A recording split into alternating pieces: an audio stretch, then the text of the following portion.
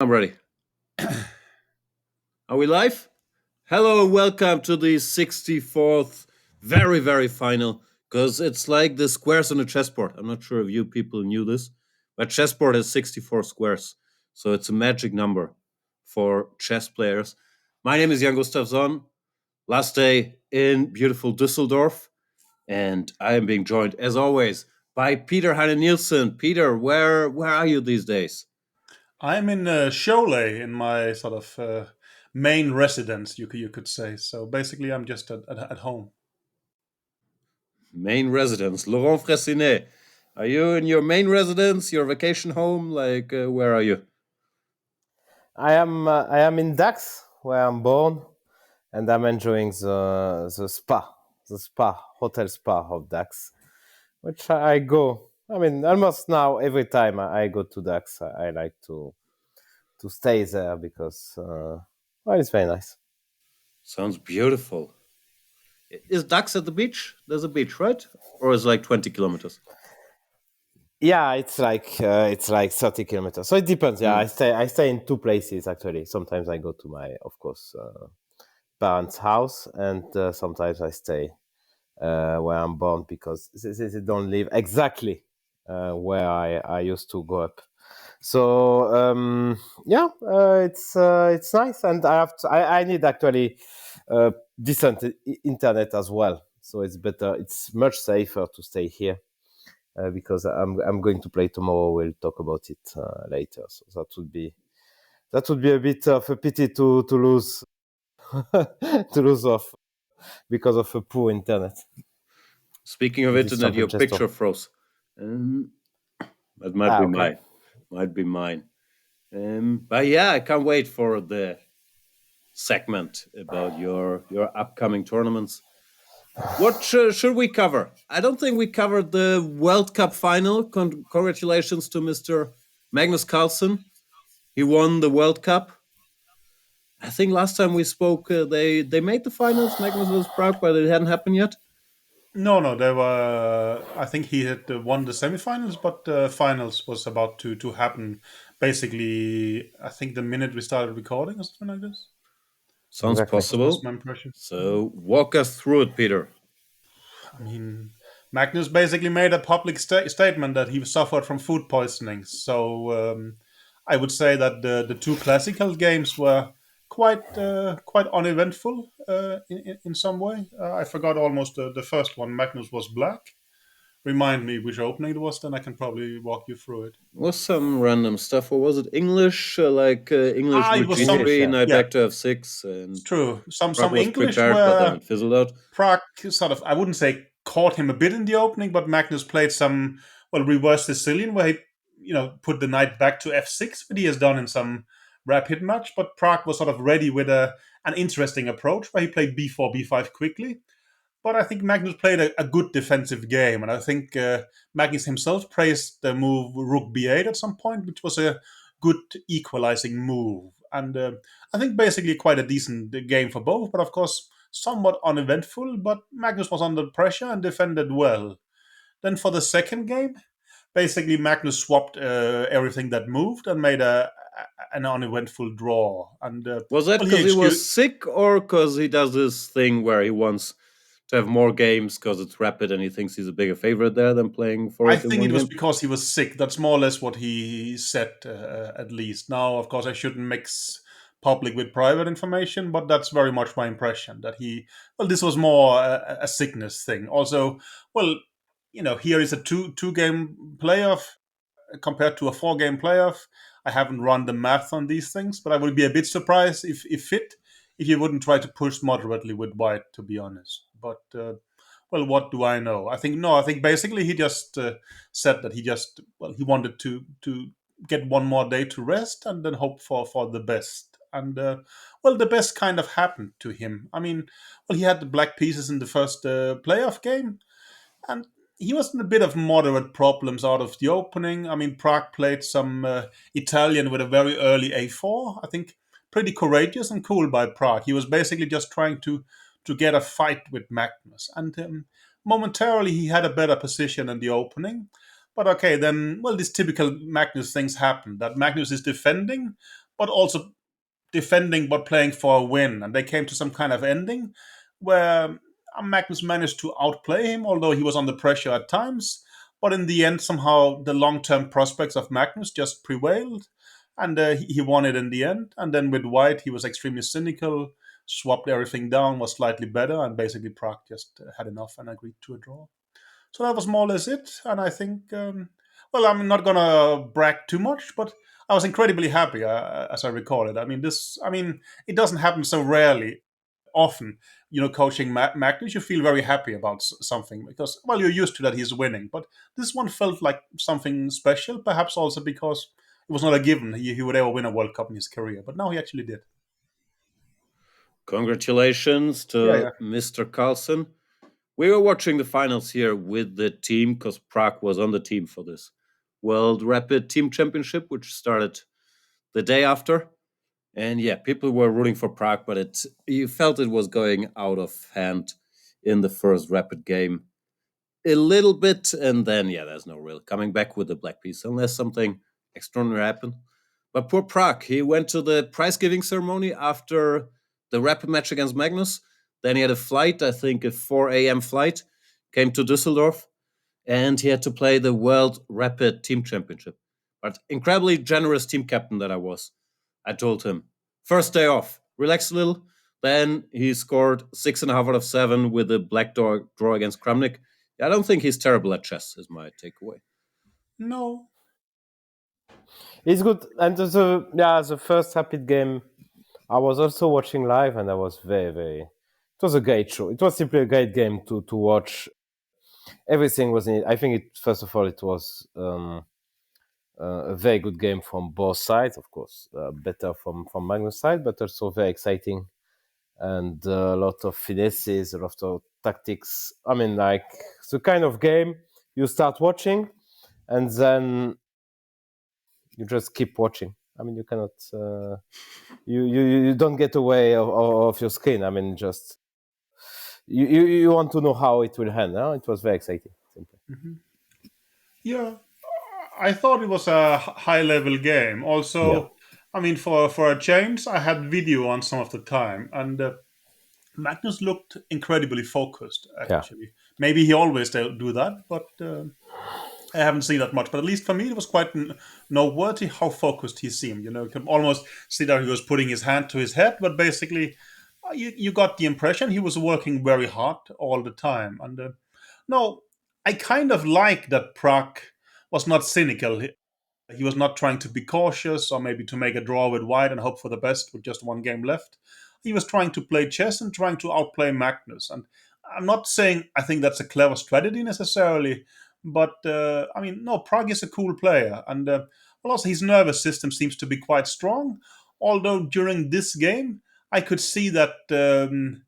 Well, to say he was shivering is too much, but you sometimes see these chess players who are moving their body a lot and sort of shaking it a bit, and that he was doing. And unfortunately, I hadn't seen his playoffs with Caruana and Nakamura, so I don't have much to compare with. But it could not. I wouldn't rule out that he was somewhat intimidated of playing Magnus under these circumstances with that much attention from his country and so on and so forth. I don't know. Yeah, a lot at stake. World Cup finals, but I very much agree about his nervous system, but also the skill level. Like, okay, he lost this game to Magnus, but now I got to watch it up close because this Rapid 15 plus 10 they played here, he's very often down to the last seconds, but at least for me as a patzer watching, it never feels like he makes a mistake. He makes a move with 2 seconds, never hangs anything. He was under some pressure against Kramnik, just keeps defending for 30 moves. We're making moves with 1 or 2 seconds and doesn't crack. It's just incredible to watch. And I think also you mentioned Magnus's focus, and also you could see from the team here. We'll get to that, but it was filled with world class players. How much people respect Prague, like his ratings don't reflect at all the level he's playing at, and also the respect that everybody has for him. I think now both in classical and in rapid, he's just special player, and very very nice kid. Like was a big privilege to get to see him up close. Yeah, you will. We'll see. We'll play candidates next year, so will be one of the guys Okay, to Alireza follow. is the favorite in candidates, of course, but you think Of Prague has a course. chance? Yeah, yeah, Alireza and Abazov. If he makes yeah. it, which is not, which is a nice transition maybe to the next, to the other match, where Caruana lost the first game quite shockingly, I thought. Got crushed. To Catalan. Abazov. I mean, like in Catalan, 25 moves. He just got mated. That was kind of shocking to me. But then he came back into the match, equalized, and won the tiebreak convincingly. So he's officially in the candidates. So Abazov has obviously very, very good chances to make it. It depends on Magnus declining candidates.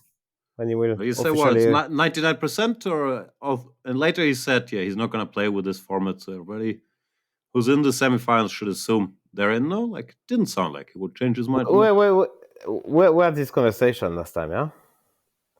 So you give me. But I think he had one more statement. Maybe it was the same. Yeah, I'll give you 10-1. I offered no. Yeah, but this is 99%, so this is not really 10-1. I'm not great at math, but 10-1, I'll take. Yeah. No. Right. Yeah. So yeah, that was also quite interesting. This third place match. So we are already two. I mean, Caruana and Prague that I really want to see them in candidates. I think they will be great contenders. Yeah, we haven't seen it from Prague in classical yet at that level that he's contending for tournament wins, but it's a little time, and I wouldn't bet against him proving still feels somewhat too early. I think Jan makes feels maybe 2 years early, but point that he hasn't been fully up there in classical. Maybe we have seen Gukesh make some runs there, but not Prague yet, as far as I remember. I mean, Gukesh is top 10, so he made some quite decent results. I don't know the rating of Prague actually. No, 20-ish. Like it's growing. No, I cannot see him, collapsing or anything like that. But to win it also feels a bit strange at the moment. But again, there is quite some time before it. Although there's considerably less than 1 year, right? Or I don't know if the dates are sort of are there. So he's number 20 in the world, 27. 120, I think, points in World Cup. I think he played a tournament in Hungary right before the World Cup where he also won like 15, 20 points. Mm-hmm. So, he was not even, 2700 before 2 months ago. So who is in at the moment? It's basically these three and then Nepon, right? And there is still, Nepon and these three. Then there is a rating spot.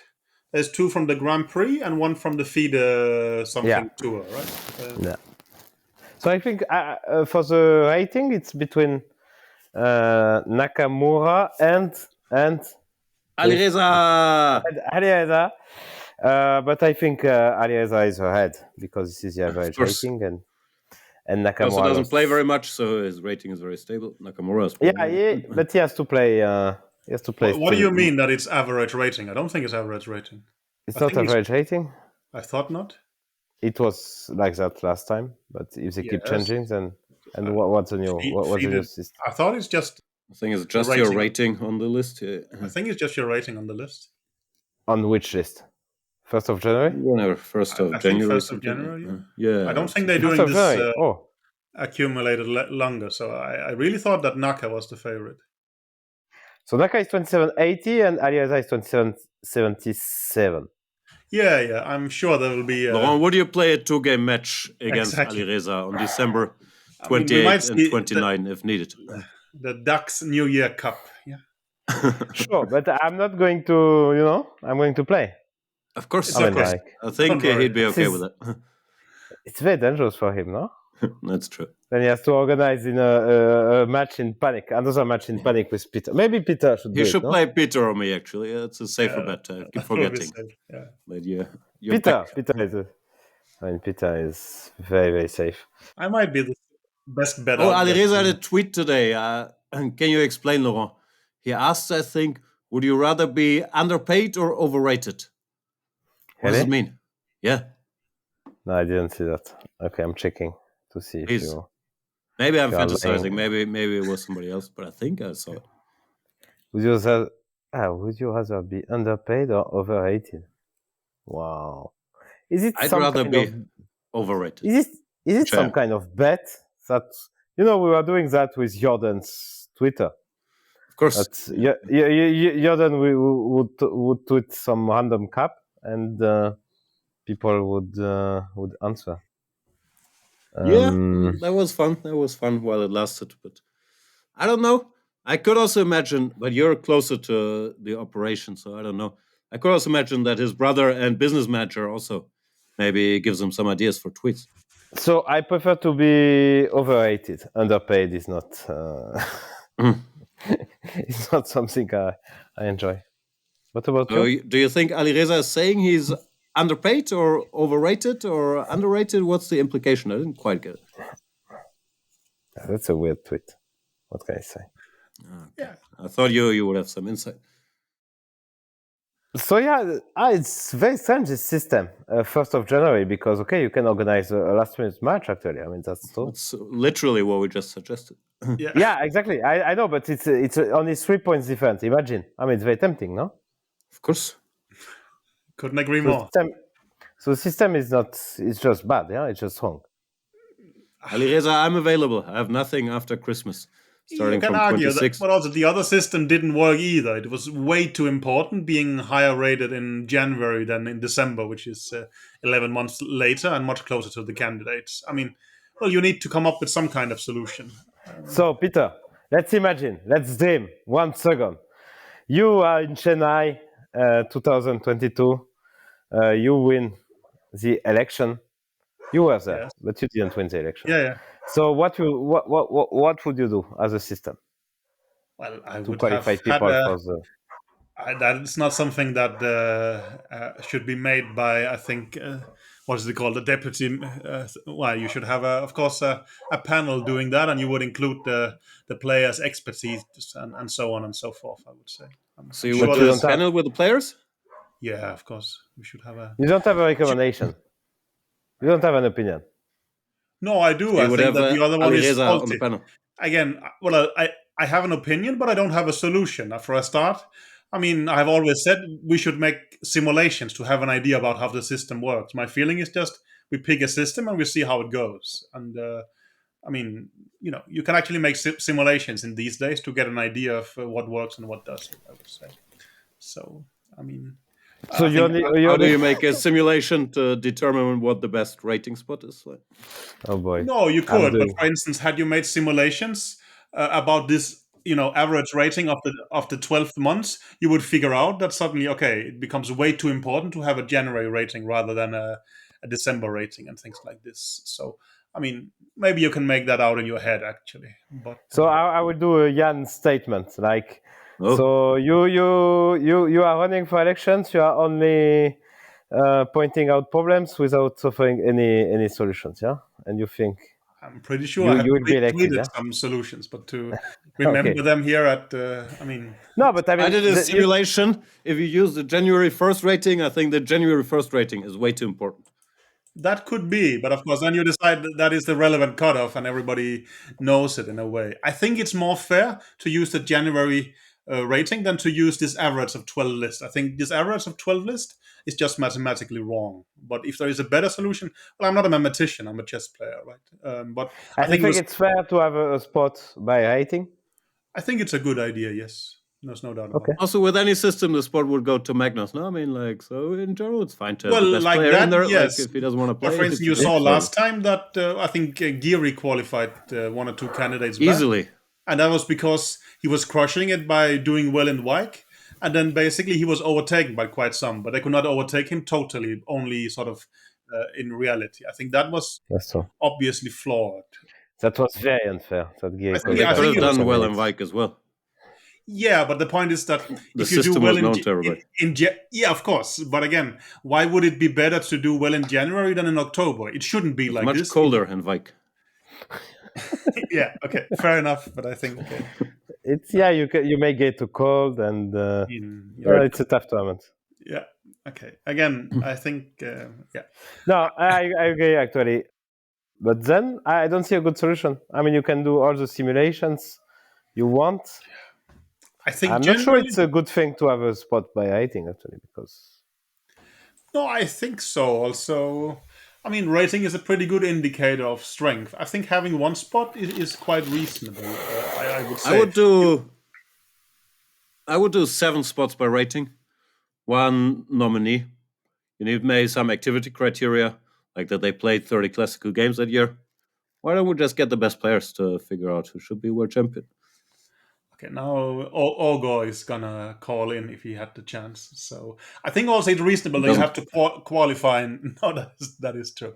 This we have under control. But I think also you have to be able to qualify in some way, and rating. Yeah. I mean, well, there's also someone who's good at winning tournaments. I think there should be a mix of that you need to qualify in tournaments, but at the same time that it's more likely the best players will qualify than. But if you have to play 30 tournament games per year, and then you take the ones with the highest ratings, they have to qualify in tournaments. Probably. Of course, unfair to the Laurents and Abbasovs in the world too. Maybe you could argue get that into all these circles the best and then players, way, but yeah, we can have one. They can just play against these others and make draws, and they will keep That's their what ratings. they do. No, but yeah. look, I mean, like if Kasparov comes back and plays 30 games, then he would probably be into the candidates with your system. You don't want Gary in the candidates? Yeah, it's a risk I will take. No, as well. I don't think Gary would be. No, I like big fan of Gary. It wouldn't be terrible for the ratings. He would be, yeah, but no. But again, he's playing this. What is it? This 960 St. Louis something? No, I think 9LX, but that's probably what is it called? Roman numerals, right, for 960, I guess. Yeah. So Laurent is our resident expert. Yeah. So he's playing soon, and I really enjoyed seeing him. But at some point, I thought also maybe it's enough. But I'm still gonna root for him in a comeback, and I'm probably one of the few genuine 960 fans out there. But it has been rough for him the last couple of times. Yeah, especially in Croatia. I mean, when he played regular chess. I mean, I remember a half point in one day in a Blitz tournament. I mean, that was really too much to watch. We'll see. It's always fun to see him in a way, but I mean, yeah, I understand. I hope it goes better this time. But I am sure you can. Well, then we could make a rule that to do something about inactivity towards rating. I don't think that's an argument against using this rating rules for candidates, for instance. No, I was just kidding. That's what I meant. You can have this activity criteria, make it whatever number you want, 30 games, 40 games, 50 games. Whatever. I know you don't like me doing everything about FIDE, but I think, having the power to do qualifications tournaments equals quite some value for FIDE. So if they just gave it away by rating, they would lose the ability to make these qualification events. I mean, let's say the World Cup or the FIDE Grand Prix, they actually get top players to play without paying them a fee. So I don't think we will see it like that, because it means giving away the opportunity to almost force players to play your events. So I don't think that's realistic. But, your system would be like, there was just this weekend, there was the Golf Masters or something like this, where basically you qualify by ranking points and the top something plays, and that's more or less it, right? And it's tennis do the same as far as I know. But I'm not sure how serious I was, but to me, I like the best players and the candidates, and I think I like the best players, but also, let's be honest. Not saying let's say Prague probably wouldn't have made it by my system, and never I'm thrilled to have him in the candidates. Like, there is no exact science, because of course you have to. No, but also maybe honor. We would like to have surprises like Prague. Would we like to have surprises like Abbasov in the candidates? I really like the guy. But if Laurent had made it, if Laurent wins that match, we'd be thrilled. I was so close to the candidates, actually. That's just incredible, yeah. That's just funny, yeah. How life works. Just one rapid game away, from the candidate. Direct. From the title, basically. Nah. You No, could I have don't think lost in so. the semifinal or final. No, I mean No, from but I mean, the well, match. but The I don't again, candidates think were there for seriously, the taking. Yeah. do you find Abasov playing candidates charming or actually not great? I don't know. The system is what it is, and everybody has a chance, and he delivered, so no point complaining. I don't think he will have much of a chance in the candidates, but also I think people in a way enjoy to see someone who's not a household name, how well he does, how well he prepares. Very hard for me to say, Mhm. but he deserved it, so no point complaining about it. But if it was up to me, I just want to see, all the guys: Carlsen, Nepomniachtchi, Caruana. Who else we got there? Oh, that's just. Nakamura. You I need don't know help? the rating Or list. Firusha? I mean, when I Yeah. No, saw. some activity criteria, not Firuja. Yeah. Gukesh. Gukesh. No, he played. I mean, let's congratulate him. I mean, his match. I mean, the world Yeah, you're not. and the last couple of matches against Magnus and Caruana, which he lost. I mean, no shame. I mean, like he beat Caruana in 25 moves. He gave a tough time to Magnus. I mean, I'm just amazed by his performance. I mean, it's clearly. It looks like it's a tournament of his life. I don't think he will repeat that But also- What's anytime soon. the tournament of your life, Laurent? Just for a comparison. Anything comes to mind? Yeah, it happens. Yeah, actually, it's pity it didn't happen in something like World Cup. It was only 3 days, but yeah, sometimes everything. Sorry Everything to works. say, I think you should be happy it was only 3 days, because had it been 9 days, it might not have been the tournament of your life. Yeah, I I think- understand, but could have been the form of my life. I don't know. Could have lasted But a bit also- longer, no? Apart In from case Laurent, the listeners are wondering, we're talking about Mind Games 2012, Yeah. which Laurent won. Check And it a lot out. of top players were in the field. Kamsky, Nakamura, Giri, Grishuk, Ding. Ding, yeah. Yakin. No, but also, I mean, in these kind of World Cups, you can get lucky. I mean, except for Laurent, which kind of top guys did Abasov knock out? What? Is this a joke? Like, I can't follow if we're joking anymore. No, semi. But no, sometimes you actually No, get but come on, he pairings. beat Giri, beat Zvidler, Mhm. then he Giri, beat Svidler, Vidit, Salem. Vidit. who eliminated Nepomniachtchi. Like, I mean, No, really it's just a- beats who's in front of you. Yeah. No, you can argue that he played Salem very far in the tournament, and okay, you may claim it's a bit. Well, also you know, Vidit is not Nepomniachtchi and so on and so forth. come on, right? Because I he bet- beat Nepomniachtchi. I mean, I Yeah. understand, but that would be lucky from your perspective that you get someone who's knocked out a bit. No, I mean, come on. I'm not sure. I prefer to play Vidit rather than Nepo in that format. I mean, Nepo can that tilt. was pretty good. Yeah, maybe. Pretty good. But if the match is going, let's say, not in his direction, he can tilt as well. So he can start to become nervous, play too fast, and so on. So yeah, I'm not sure. Or he might And just Vidit beat is very solid. 2-0, spending 3 Yeah, minutes. yeah. It's No, really I you got to agree, draw I agree. somewhere. But I mean, Vidit is kind of incredibly tough to beat. I mean, his matches it goes all the way. And I'm not sure in that format. Of course, Norbert Nepo is better, but it's not such a big present to play Vidit instead of Nepo. Mhm. That's for sure. Interesting take. No, No, I think Nepo is a stronger player. No disrespect to Vidit whatsoever. He's Yeah. great and he won that match in great style. But like, yeah, if you choose your opponent, I don't think you want Nepomniachtchi in that format. no, I agree, but I mean, Oh, first but of someone all, Nepo, like Prague had to walk through a lot of stuff, right? I mean, he actually had to. Who did he knock out? I forgot. Nakamura, Naka, someone else. Caruana. Yeah, Easy. Well, Fabi, you could argue he was already through at that point, right? But Yeah. to candidates, yeah. I don't think he lost on purpose, though. Not an expert. Not my point. No, but it was just a people do. bonus that he did it. I'm talking about getting to the candidate. Yeah. No, but maybe Fabi did relax a bit. I mean, I mean, not that he did it in a conscious way, but he came there to qualify for the candidates. So when you reach your goal, I mean, then I think it's more difficult to find motivation. I know.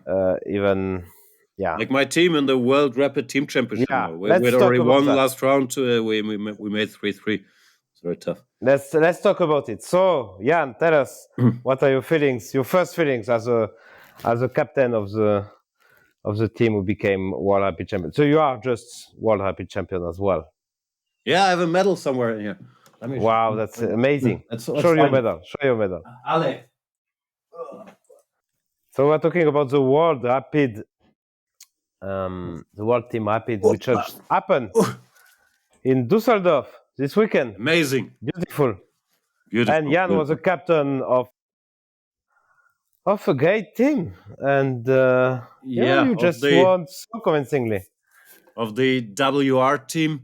So the format, was this first edition of this event, which featured one amateur board under 2000 and one female player on the team, and then 4 open boards. And my team was pretty loaded, one has to say. So we had 6 players for the open boards. We had Wesley So, Abdul Satorov, Nepomniachtchi. We couldn't get Vidit, so we got Nepomniachtchi, Duda. That's Prague. why you defended Nepo. Huh? Of course. He's Prague next and door. Nepo, they're world champions next door. And Prague and Vincent Keimer.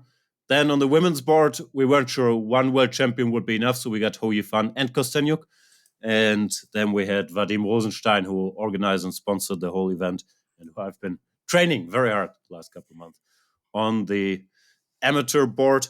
And no, it was fun actually. It was 12 rounds, 3 days, lot of action. Of course, it's such a privilege to have like these 6 guys and then say, nah, Nepomniachtchi, you only made a draw. You're out. Let's put Prague in.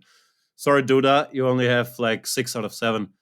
In a way, it's super easy. In a way, it's also tough because, of course, you have 6 world-class players and you want to let everybody play. And also, you don't want to break people's rhythms because you have like these 2-hour breaks in between. So it's, it's obviously a giant luxury problem. But I was just, as usual, taking random decisions and then hoping we'd win because we're the better team and then take credit for it. So the usual system. But no, it was fun. How does that work? Tell us. These top guys, they want to play every game? Or? I think sometimes, it's very individual. Some guys, if they don't play well for a game, they want to take a rest. Some want to get back to playing. But in general, it was actually quite easy. Also because the team was doing well, I think then stuff is easier. But everybody was ready to play, but no one really complained. When you gave them a break, like some stuff was tricky. Because, of course, I believe in my boy Vincent, but he had a very tough second day where I was resting him the first 2 rounds. Then he came in, lost a black game to Collars, who's a good rapid player. And then I rested him again. But yeah, then we had to figure out if he would be back to playing the next day. But yeah, he came back. He played the first 2 games, won 2 big games. But yeah, it's always a guessing game, but your chances are pretty good with these players. And yeah, we can do it board by board. Wesley, unfortunately, was not in great shape. Like, as you know, I'm Wesley's biggest fan, and he's so nice to having around. And yeah, it always helps everybody. creates a good atmosphere. Also helps with the preparation. But yeah, he didn't have a great tournament. Scored 50% on board 1, which was good enough for the team, but of course for his standards was a disappointment. But then everybody else, was doing well on the boards below him. Nodibek up to Satorov was board 2. Of course, you could make the lineup any way you want. Well, I like Nodibek. I'm sure we talked about him in the past. He just seems like such a professional sportsman. Like, he's always ready to play, always well prepared, always prepares the games. Doesn't mind if you give him black back to back against whatever I was doing, Dominguez and Maxime. He just prepares, he shows up, he fights. I don't think he lost a single game.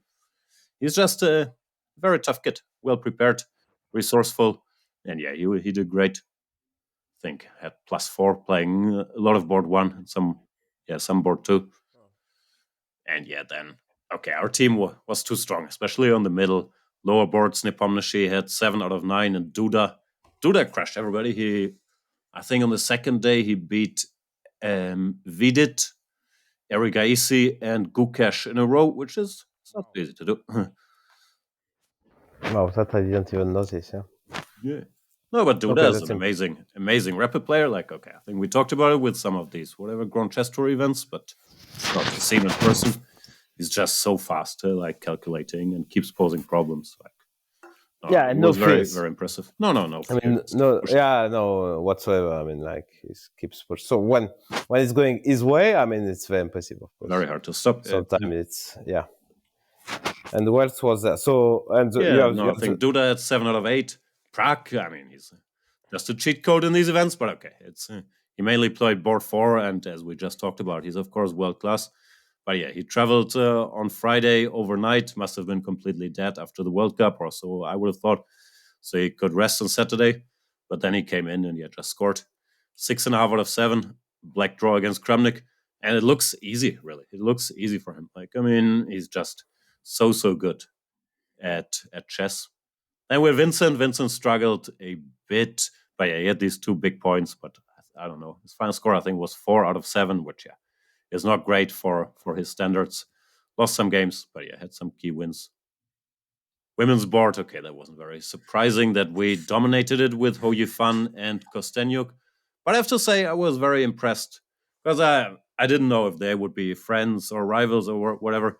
But there was just a great cooperation. When Kostenyuk wasn't playing, she helped Hou Yifan prepare. Obviously, Hou Yifan is super strong, but she's not such an opening expert and hasn't played so much recently. And Kostenyuk is incredibly well prepared. And I don't think it's a given if you have 2 world champions that they help each other prepare for the games. But Kostenyuk, total pro, and never complained. Played a lot with black, and Yifan was crushing everybody with white. So we dominated that board, which is not surprising, but still, you have to win some key games. Like he found one with black against Lachno and so on. So no, they did extremely well, I thought. And then we had Vadim, the sponsor and organizer, on the last board. Was very, very up and down, but he scored some very big victories because I've become an expert on all these amateurs on board 6, like some guys we specialized in, like your boy. There's Mark Larry, the under-8 world champion. There, we checked some openings and so on. Sometimes it worked, sometimes it didn't. But world champions. So that was fun. Like, no matter how seriously you take the tournament, but it was such a pleasure to have all these guys in a room and working. I mean, it sounds cliche, and chess players are, of course, individuals, but no one having any problems with anybody and working together. It was really, really nice, actually. And the team was pretty strong, but some other teams were also strong. I mean, this Freedom team, they had Anand, Dubov, Vidit, and Rapport. And I saw it was not a given. I mean, at the start of the tournament, I saw it was not a given that you would win the event. No, the French team, or I think Linz team, we call them the French team. They were also amazing, like with Maxime, Grishuk, Masudlu, Batro, Naidic, Lachno. Yeah, that's a good but team. No, I think we had the best team, and worked out in the end. The 2 key matches we won with big margins against this Freedom, or whatever they were called. The Freedom team, I think we won 5-1, and against the Linz as well. But overall, it's been fun. Like, stressful for me because, I mean, there was like an hour break between the rounds, so it sounds like there's a lot of time off, but actually it's not that much because you have to check the pairings, then you wait for the pairings to come out. They come out like 5 minutes after the round is over. Then you have to decide the lineup. You have 10 minutes to decide the lineup. I decide the lineup, then we start preparing. Okay, I was mainly helping Vadim, but you walk around, make some dumb jokes and so on, and see that everybody knows whom they're playing. Then it was a full schedule, but was great fun, actually. Obviously, if you have these players in rapid, it helps a bit. But it was nice. Peter? Yes. Peter didn't say well. Did you follow the tournament? Yeah, I followed the tournament. Tweeted a lot of Thanks, a lot Peter. about it as well. Okay, congratulations. No, it's nice. I mean, some new tournaments. I mean, who will complain? I mean, someone will complain about it. But nice event, I guess. And congrats. Thank you. Happy for you. Yeah, there was a small party last night. First of all, that we also talked about before, but I'm always impressed with chess players because I was completely dead when it was over, even though I didn't play. But the guys, okay, you go for some dinner and okay, you quote unquote celebrate during the dinner. But then what they do is they go to play Blitz or Backhouse with some boards, the room next door, and yeah, as long as the room was closed, like they played Backhouse or Blitz. Like they love chess so much. I think that's the secret with all the work and training methods and so on. Like they just want to go back to playing chess. Like Prag and Vincent up to Satorov, they played some nonsense for any minute they could after finishing like a 10-hour day. With 10 hour doesn't sound that much, but with nonstop action, I think that's really the secret. Jordan did the same, or? Jordan showed up last night. He was drunk and ill. I'm not sure what was worse. He was ill the whole event. He was coughing. Like I think the whole Chessbrah team he infected on the first day, so they were completely out of contention because Jordan just made them all sick instantly. But it didn't stop him from, I think, having a drink or two. I hope I'm not telling any tales out of school here. Always good to see Jordan. He seemed to be in a good mood, but he was very, very ill. I saw your friend Jules. He was also on the team. No, it was fun. Yeah, he was invited just a few days before the event because we were playing this French Championship, and well, it just finished this weekend. I mean, we were supposed to play a bit more. It was supposed to be the finals, you against Jules. Yeah, but yeah, then they invited him, so he was kicked out, and he went there, but didn't play well. Yeah, so probably he got sick very quickly as well. I think that's what happened to all of them. All right, let's move on. Maybe a topic Peter can weigh in on is Hans Niemann unbanned. Is that the wording?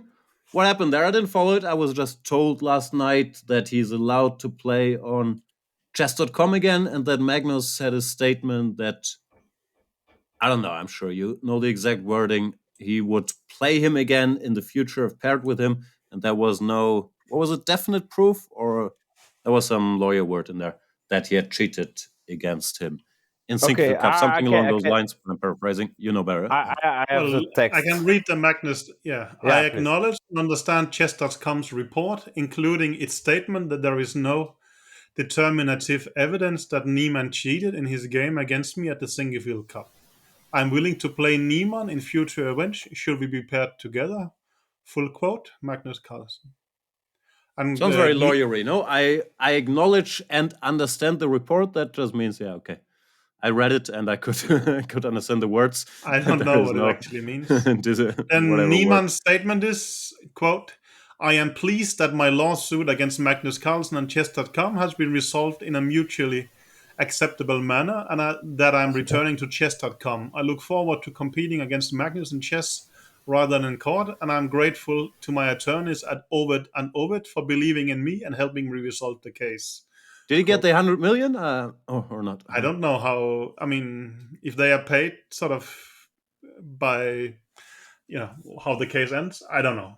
Again, also, I mean, but was the lawsuit? I'm half trolling because I didn't follow this for a while, but it was dismissed, no, or like it never came to any court hearings, whatever you call it, right?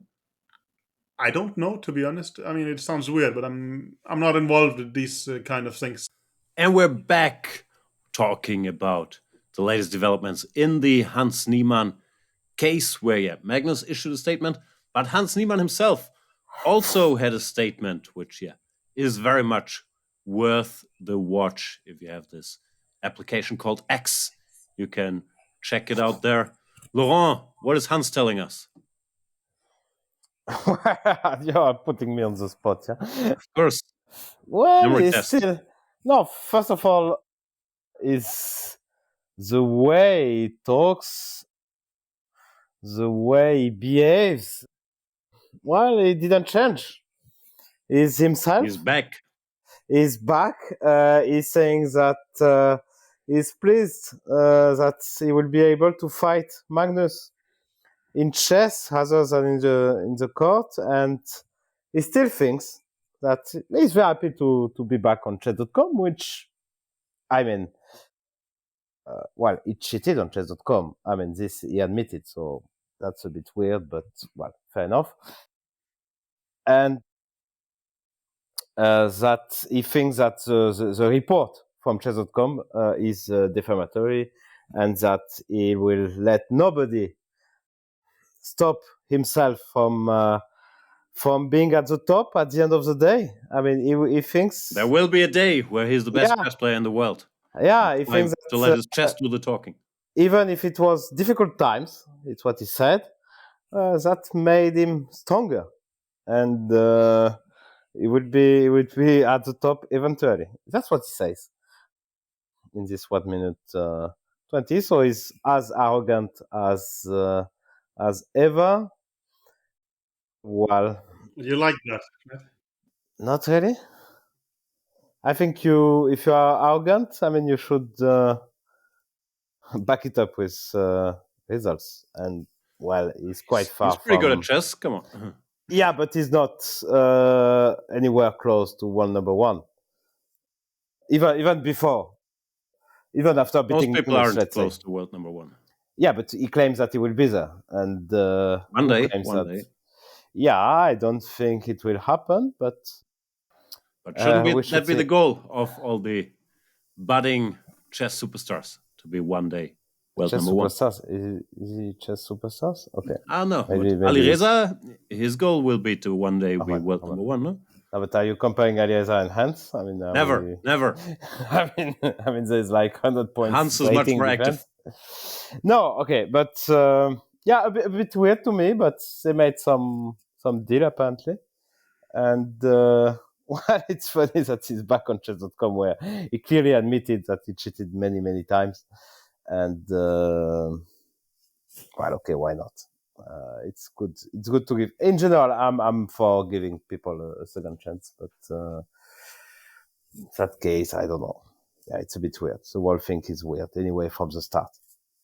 I don't know. I don't have any strong opinions. Also, I don't know if there was a deal or some agreement being made to whatever the lawsuits don't I go think they call forward. it- And in return, there is this carefully chosen language, I guess, from Magnus and chess.com. I'm not sure how carefully Hans's language was, but it sounded like entertainment could come out of it. Are they in a tournament together? Are they playing this whatever Champions Chess Tour? Could they get paired? No, Hans is not in there. yeah, and chess.com is stating that we are pleased to report that we have reached an agreement with Hans Niemann. So to put our differences behind us and move forward together with further litigation, which I don't know the word actually. I love it when people put their differences behind them and move forward. Yeah. Yeah, so yeah, apparently. Hans is playing Title Tuesday. 1 out of 2. Of course. Yeah, so not too bad. Let's hope Kramnik doesn't check the game he won. Yeah. Yeah, but yeah, okay, we'll see. We'll see. Magnus claimed he will play against him, so he will. Besides, so. If he gets paired. If they don't get paired, he won't play. Yeah. Okay. So you won't challenge him on chess.com. Okay. Yeah. So interesting end of this drama. Doesn't feel like an end. That felt like a cliffhanger for part 2 of the Hans Niemann saga. Yeah, actually, I didn't see. I mean, the most entertaining outcome is he wins his next online game against Magnus, playing perfectly. Yeah, that's true. But I will look for the Naka statement. I missed it, which is unbelievable because I'm a great fan. But apparently, he made a video statement as well during one of his shows. I missed it too. Speaking of Nakamura, we have to debate. Fabian Caruana was asked here on the broadcast during the Rapid Team Championship about something. I don't know what he was asked for. And he said his generation was the strongest in chess history. Perhaps the strongest, right? Perhaps, maybe there was some more careful wording. And he mentioned some names. He mentioned, I think, Magnus Carlsen, Giri, Ding, Nepomniachtchi, Kayakin, Maxime Vachier-Lagrave. Did not mention Nakamura.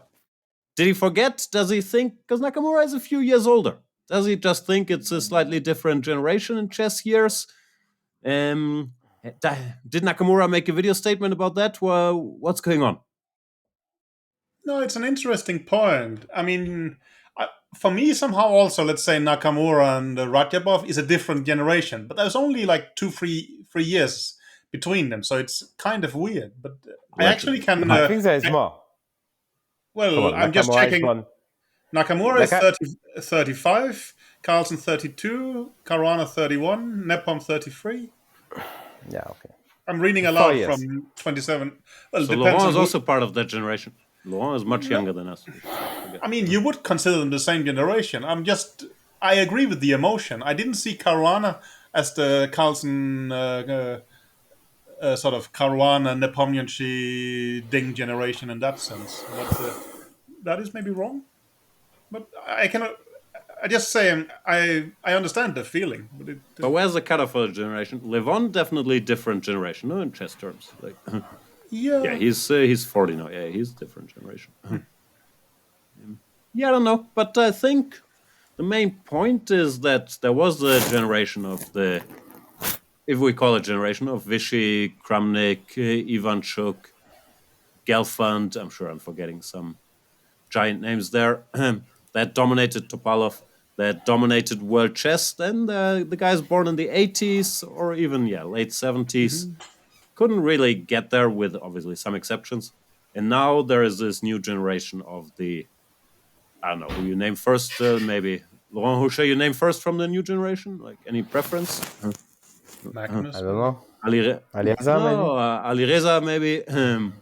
Gukesh, Prague, and so on and so forth. Nodibek, Hans Niemann, that are slowly crawling towards the top. And it feels like they might not be there yet, but it feels like they could take over the reins. Is that, I'm just rambling, but is that coincidence, or is it if you have more competition in your generation, everybody gets better, and it only happens every now and then, every 15 years or whatever it is, 20? But it's a reasonable point, right? I mean, Vichy was the world champion, and then we jumped straight to Magnus. That's a considerable break in sort of age group, right? Yeah, if we consider Kramnik the same generation, I mean, I think they're 6 years apart, so it's not obvious either. But No. the guys born in the late 60s, mid 70s, they, with exceptions, of course, Levon is in between and so on, but they dominated world chess for a long time. But And I then it think- was the guys born in the early 90s. Well, you could argue it's, that Vichy and Kramnik, at least, they were both top players when one of them was having their peak years in a way, right? I mean, Their peak years overlapped, even though Kramnik was a little younger when he came up. it depends. I mean, also their peak years might not be at the same time, but the other one was a challenger at that point, at least. Like, Yeah. for instance, Vichy and Magnus, they were not really competing at their peak years, right? They are definitely different generations. Kramnik and No, that's Vichy, obvious. That's 22 years or whatever. of course, but Kramnik and Vichy, they could have played each other at each other's peak, right? So that if you take did. that definition as the same generation, I guess they are. And then, of course, Nakamura should also be counted in this generation, no doubt. No, but maybe as a point that in the 80s, born in the 80s, nobody became world champion, which is maybe the first time actually in That's very, true. very Levon, I think, is the stand-up Probably player the top. from the guys born in the 80s. But no world champion. It's true. I think no world someone champions. Yeah, recently made the point to me, probably it was Ogo actually, that, well, if you look at Kasparov's generation, he was not that strong. I mean, we all mentioned Kasparov, but who would you say was the runner-up in his generation? It's not that simple. Yeah. It's not obvious. I'm not even sure. Obviously, we think of Karpov as his main rival, but he wasn't exactly the same No. generation. And what's it's that? Born in 12 years, yeah. 63? Yeah, I'm not and sure. Karpov Like, I 51, think yeah. of Yeah. I don't know. No, they were Short, they were short so Timon, but dominant they that, weren't on his level.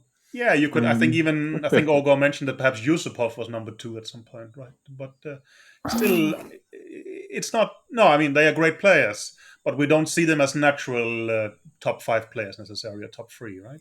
Yeah. There's not an obvious. No. I mean, Caruana, you would say, Nepomniachtchi had a stronger career than some of these mentioned, right?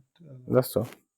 So No, in no, that I sense, agree. you can say it's a strong generation right now. But Also, Karpov, who was much older, he was clearly the second best player in the for world a there really long time, he was. for I don't know, 15 years or something. And that's of No, I course. think No, when but we did our series about the best players ever, I mean, we gave Karpov a lot of credit for being extremely good off his peak and being a clear number two for a long time, right?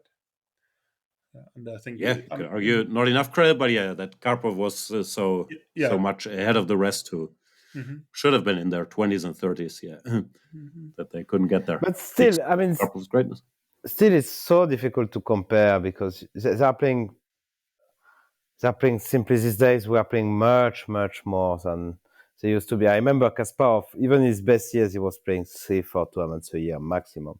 He was playing this Wijk, Linares, and he was Made playing up. another one. Sorry? That statement, I don't believe. 3-4 tournaments a year maximum? Not. I mean, like average. He was not playing a lot of tournaments like in the 90s. I don't think he also was had- playing No, more I than mean, it's 50. obviously fewer events than now because they also didn't have all the online Yeah, rep you stuff. think he was playing like more than 50 games a year? I don't think so. Now they play Yeah. like all the could time. be. Well, they So had he that was- some stuff, no? Like they had the Intel Grand Prix and so on, that their own rapid. And he had So- his World Championship matches that was Yeah. absurdly long at times. I mean, a 24 Yeah, game but- match, not even to mention these Eternal match, must have taken a bit of energy, is my impression. But That's true as well. No, he was I- active. And Karpov, of course, was famously a super active world champion. But Yeah, no, that's. But No, not anyway, these many- cross-era comparisons are always yeah. strange, but it is a bit noteworthy that we had the guys, the Kramnik Arnold generation, whatever we want to call them, then the Magnus generation. Well, also, if you have Magnus, it helps. But yeah, dominating world chess after that. And we'll see. Do we think there's a Magnus in the new generation, in the Gukesh, Prague, Alireza generation? Or we don't know who it is yet, basically, right? It's probably too early to say. When did we know that Magnus was the Magnus of his generation? At 18, or was that too early Yeah, still? something like that. Yeah, maybe. When did he win Nanjing? He was 18 or 19? 2009. Yeah, I was there. Yeah, he was maybe 18. There, I think it was. Obviously, he's the Yeah. one. Or like maybe you But- could tell before if you had a clue, but there he just scored 8.5 Like out a of 10 year against the before, world's it was best. not obvious that he was stronger than Kayakin, for instance, right? I forgot which time Nah, it I was. think. Yeah, maybe. I think maybe that, but that he would be completely dominant wasn't obvious yet. No. Or to me, maybe. I don't think he I mean, made. people knew he Hayter- would be pretty good when he was 14, like Gary and the likes we're talking about. Yeah. No. Well, it's my impression it's a very, very strong generation there is right now, but maybe it's become easier to be strong. I don't know. But we also have this feeling that It's become easier, but also good luck working your way through the open tournaments with the 2100 Indian kits and reaching 2750. I mean, not you have jealous to be of- pretty good to make it there as well. Like but now, for competition is instance, also bigger than ever. I'm looking at the rating list. There is not so many in the top in the, let's say, late 20s. Okay, you find Wesley So, you find Report. Maybe I'm cheating a bit here. Then Duda at 25 perhaps. But I No, thought but that basically Duda and Rapport, Wesley, I still count as the quote yeah. unquote older generation, the Magnus generation. But yeah, But that's, but we are basically we have a seeing 10-year gap or 12-year gap. early 30s or teenagers or early 20s, right? Sort of, and you see them as different generations. And I mean, we don't expect someone at the age of 25. Well, what do you prefer? Early 30s, teenager, early 20s? What's your favorite there? Okay, keep going. Yeah. No, I mean, well, when someone will eventually replace Magnus, we expected someone who is in his early 20s or a teenager at the moment, right? yeah, I mean, now it looks like Magnus might not be that thrilled about classical chess. Maybe Yeah, the yeah. World Cup Yeah. changed, so it could be sooner than we think, but that's how it felt like for a long time. Yeah, well, he might stop playing classical chess, but even so, you might consider him the best player if he's dominating in other disciplines. Who knows? It doesn't matter to that extent. But, Yeah. Well, generally, I kind of agree with Caruana. My knowledge is not good enough. I mean, you go back at some point, you would think that Spassky, Petrosian, there was actually some very strong players at that time. Geller didn't become world champion and things like that. But my hunch is that we don't have a good feeling how close these guys are in age, right? Yeah, also at that point, it's hard to compare because it's such a big era difference. I can't tell if whatever Polugajewski and Portish were an equivalent to, I don't know, No. pick any name. Maybe it's Wesley also So, or if they were much further behind, like I don't know. I guess also it's a numbers games. If there's so many more competing for being the elite, there is a bigger chance that they will be more sort of at the same level at the top, right? Because just more competition will bring more talents. But it felt like there was a lot of density. All these guys that played the World Championship matches in the 60s and 70s. After that, That's also my got feeling. a It lot could of just be that Kasparov, could be that we have no clue how big the age difference is between the guys. I mean, Also, winning we've was- heard of Fischer. Don't send Yeah, any yeah. angry emails. He was pretty No, good. no. Yeah, that's true. Good. Thanks for helping me out on that one. Just Okay. watching out here. Anything else controversial was said? No. Before we get to your segments, we have a question from the people. Wow. Do we? Email from Johan. Hey guys, thank you very much for your effort maintaining the pod. It is a lot of effort. It is one of the very few bits of entertainment I always look forward to during the week. Thank you, Johan. Your authenticity, that's code for unprepared, thank you, and sovereignty, I don't know that word, No. are unmatched and something one cannot find in other. It's French word. Thank you. No, I do know. I have a question, which I hope you might consider answering. I always wondered what players mean when they say in such positions or these positions. The positions are always different in many ways, but are there classes of similarity? It's a good question. I haven't thought about it, but yeah, you often say it. Such positions, you do this and that. But then Especially I also Pit- say chess is a concrete game and such, and yeah, every position is different. But I don't know. Such positions could mean structures, Kasparov structure, such positions, but often it's also a more general term. Yeah, whatever. One side is slightly better, and such positions. Yeah, you don't want to push. What do you guys think?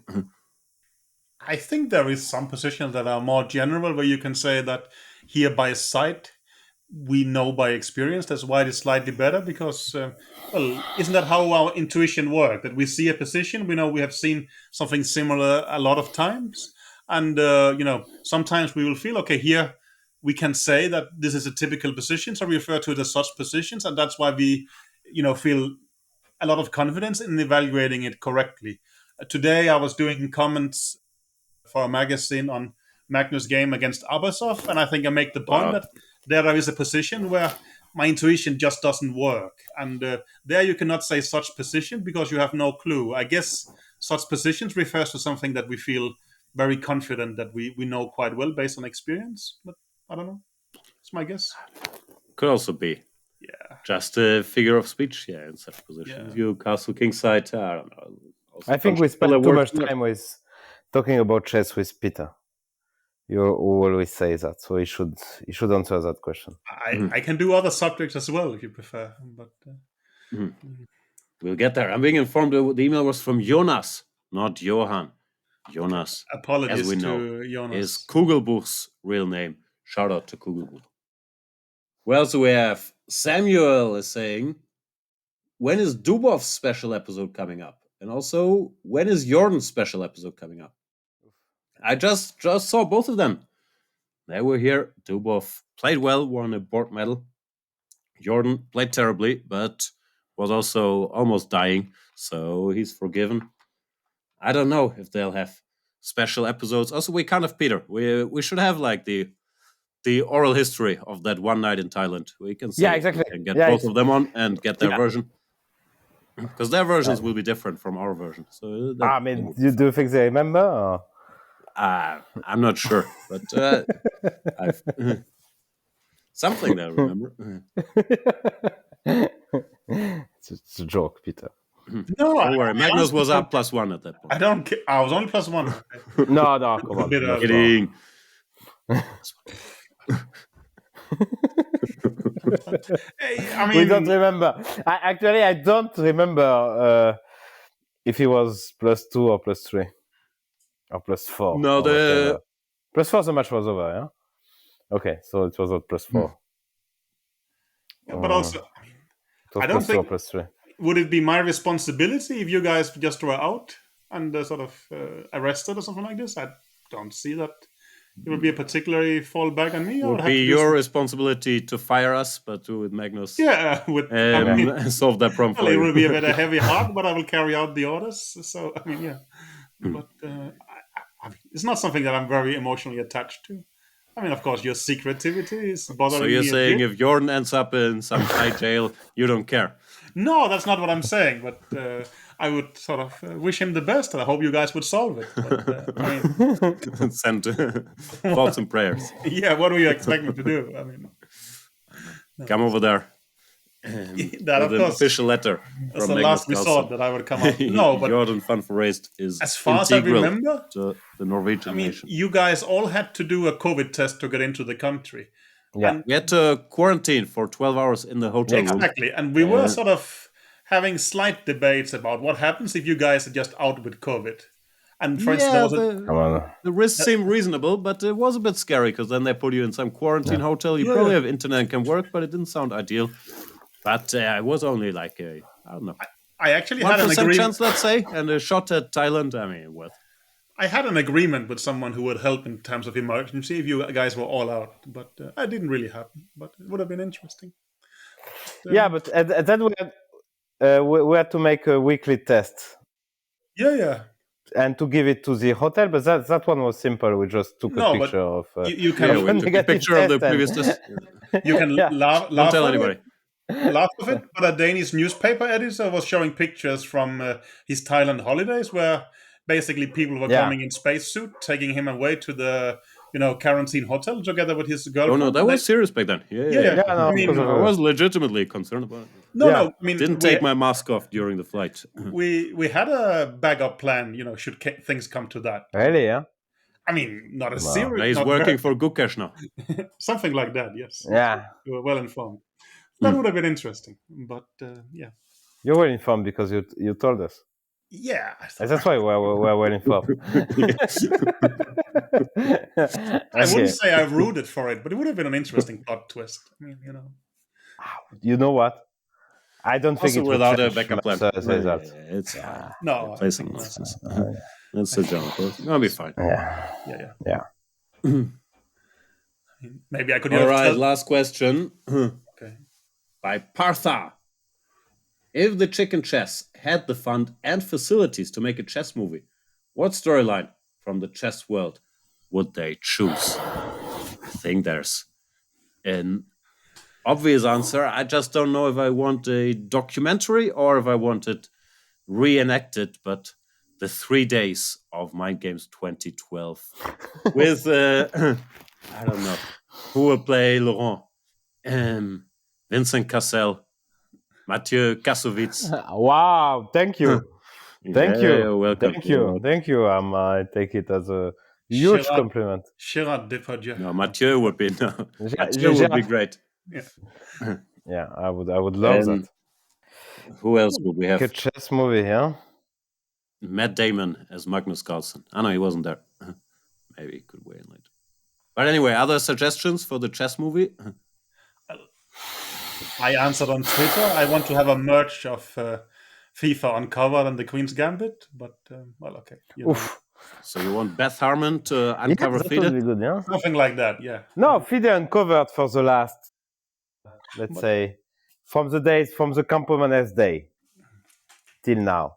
That would But be to be fair, amazing. we are not really on FIFA levels, unfortunately. Luckily. Oh, but that's quite. I mean, like this interrupted match in '85 No, of between course. Karpov and Kasparov. I would like to know. I mean, we still. I mean, like I talked about it many times with Dorfman, who was one of the coach of Kasparov, and well, still, you talk to one guy, he has one story, the other guy has another story, the other one has a different story. I mean, so I really would like to know what really happened. But what I really want to have is, well, Queen's Gambit got so praised, but I really dislike that chess players are portrayed as so nice. I really want one where we get all our bad sides. We see the intrigue, the hatred, the sort of But there's a competition. lot, no? Come on. So you just there's a want lot a going on. documentary about yourself? Well, there have to be bad guys too. But I mean, but Stefan Zweig, no, did some. Stefan Zweig is Peter wants completely an All the President's Men style movie with him. no, yeah, as no, Hoffman just I mean, uncovering well, Peter's secrets. I mean, when the Soviet hero is basically happy losing to Beth Harmon, this is too much for me. That scene pissed me off. Yeah. I mean, they said it's Yeah. based on a Spassky true thing with Fischer, but it pissed me off. Okay, Like, no, it's not how it chessboard works. champion, you're not happy applauding. No, I mean, him. Thrill- You don't think a part of Spassky was happy losing to Fischer? Maybe because he was under some stress, but like the applaud and genuine happiness that you get crushed. Nah, it's not representative in Yeah. that sense. that's not how chess works. No. I mean, Anyway, while we're sorry, just thinking of new ideas here. While we're on the topic of matches and drama behind the scenes, I think Baguio. What year was it? 88? No, not Baguio? 78. 78, What year was yeah. it? 78. Baguio, yeah. Yeah. Karpov versus Korchnoi. Everything I read about that match sounds so fascinating. I'm not sure. Yeah. I think there is a movie, like There is a Soviet movie for or sure. something. But Yeah, I I saw want it. a new one. I want a new one. I saw some that movie sounds which so on fun. YouTube. On YouTube, I saw some picture and some all stuff. this but, yeah. stuff with the allegedly poisoned yogurt Yeah. and the parapsychologists battling each other in the first row and the two yogis trying to irritate. I forgot who was Karpov, and the chairs and the sunglasses. I mean, that sounds like so much fun. Then. Dr. Sukha, right? I think he was called. Yeah, exactly. Stuttgart, he was working for Yeah. both. No, at some points, no, he was great. No, there is. I mean, this was it's a great start. There is a. That's my favorite. I think Karpov. Yeah, actually, it was much more exciting. Yeah, before. To some extent, there is a musical about it, right? But not fully. But chess. Which one? Chess? I mean, it takes sort of bits from some of these things. Right? Ah, okay, I haven't seen it. Yeah, no. Okay, maybe I actually, should first check the existing media. I mean, this is very disappointing that I mean, Peter did like even more matches than me, but I did 6, and never anyone approached me to bribe me or to try to get some infos. I mean, like that's very But disappointing. I mean, well, I That's always what thought someone who was bribed would say as well. in Team Anand, yeah. I was sure they would go after Kasim. If they would come with money or women. In our team, I don't know. Maybe I would probably think Laurent is the. Hey, Laurent, the weakest I link, would yeah? think Laurent is. Yeah. I'm the weakest Most. link, yeah? You did have a Russian girlfriend during one of the matches, right? I think they would be right, actually. Yeah. Kasim said, of course, they will go after me, but yeah. Yeah. On our team, Yeah. everybody was an easy target. No, like Dubov, Jordan, me, Laurent, like just pick. No. Yeah, actually, that's Only Peter might be complicated because Wouldn't be worth the effort. Probably. he's in too deep. But the rest maybe of us, they did actually, but it was not enough. we didn't check emails. Yeah, Right, so- out partying, saw your mail too late. If you still want to buy secrets, get back to me before next white game. I think at some point I discussed with Magnus if there was a spy in Team Anand, and I said after the match, well, now it's clear there was no spy, and he said, no, all we know there is no competent spy, right? So, I mean, as you said, Yeah, so what secrets do you want? Yeah, we'll probably play Marshall again. We'll play, probably one of the lines we played already, and probably first line of the computer. I mean, come on, if or you have some the small prep, deviation. Like, I mean, if you have a spy, it could be tricky. I mean, if you have we the know they're actual playing fi- Petrov first line. I mean, how Yeah. much does it help us? No, it's true. Against Nepom, I don't know really what I would use. Yeah, I mean, what do you want? You play Petrov first line, you play Nimzo, Catalan, and whatever. For us, No, it but would then, be Simitar's first line. worse. Yeah. I mean, We if can they have that get info. Magnus prep 2 hours before the game, they know where we're going to surprise. That would hurt a bit. I mean, Yeah, Yeah, that's no, a of lot, course, a that lot. you can find some specifics, but in general, I think it's a bit overrated. This selling of No, I mean, secrets in the yeah. let's Stockfish say Lila they age, like hack- push the button, you can do it for free. if they hack our emails 2 days before we come for the match, that's not. I think Magnus is still the favorite, to be honest. I mean, there was some debate, not accusing anybody, but like how big the risk and security levels should be. And Of course. I guess also if someone wanted to hack us, they should be able to succeed, right? I mean, No, come on.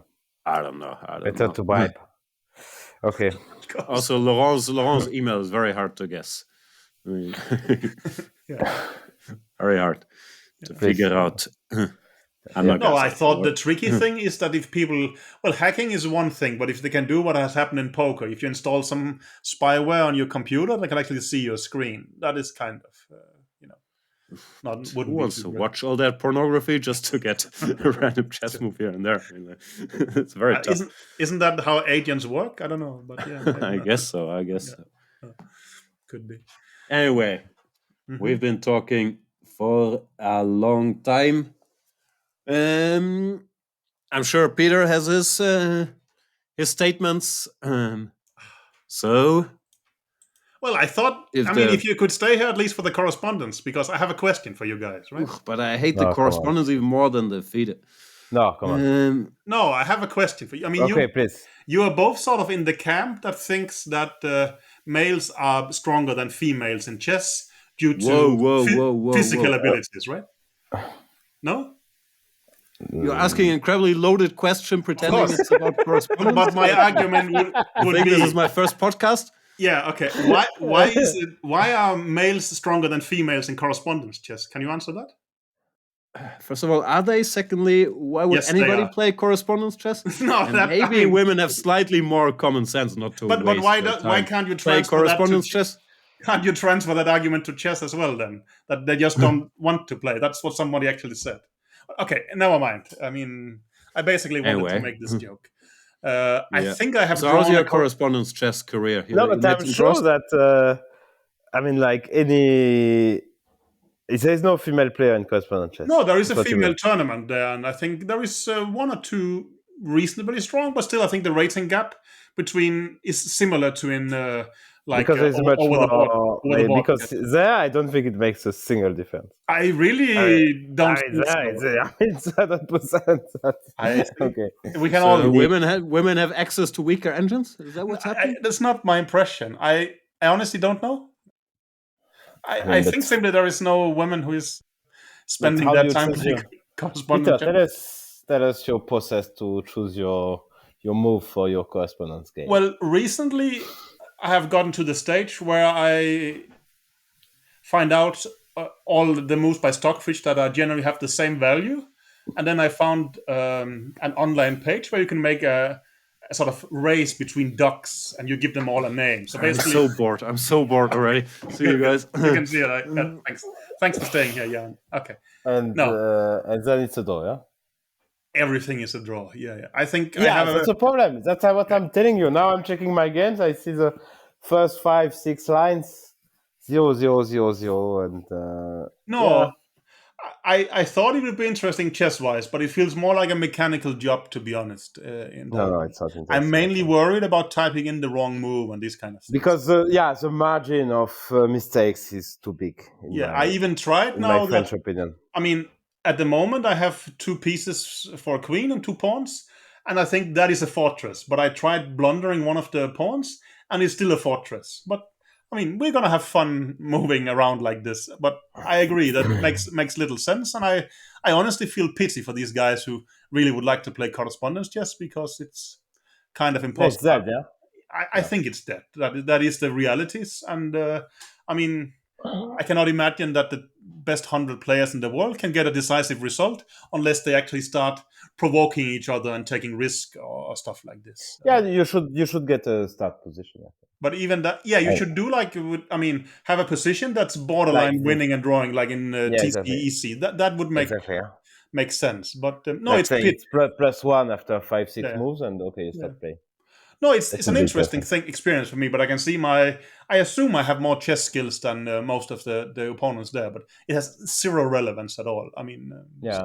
That's but we told you 20 weeks ago. You tell me a lot of things. I wanted to verify for myself. Okay. But I'm not very surprised if that's what you think. No, I don't think you are very surprised. I don't know. I still don't get why you did it, but okay. I told you I was thinking, chess 960 is funny. Magnus didn't become the world champion.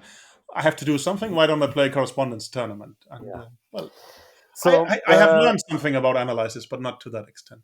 You have something about FIDE, and then we call it a day. We can do that. Well, I think about this tournament in Düsseldorf, even though Jan is not here.